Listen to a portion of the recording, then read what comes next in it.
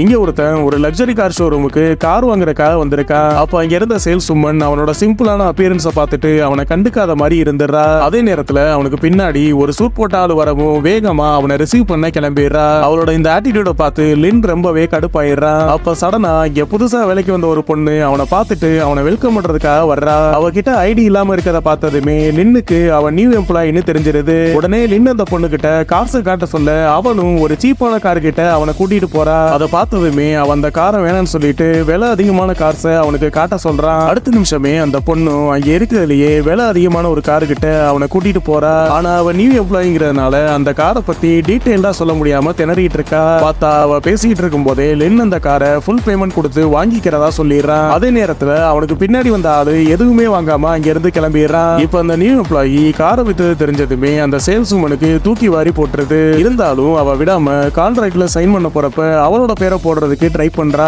ஆனா லின் ரொம்ப உஷாரா அவனாவே அந்த புது பொண்ணோட பேரை எழுதிட்டு டாக்குமெண்ட்ல சைன் பண்ணிடுறான்.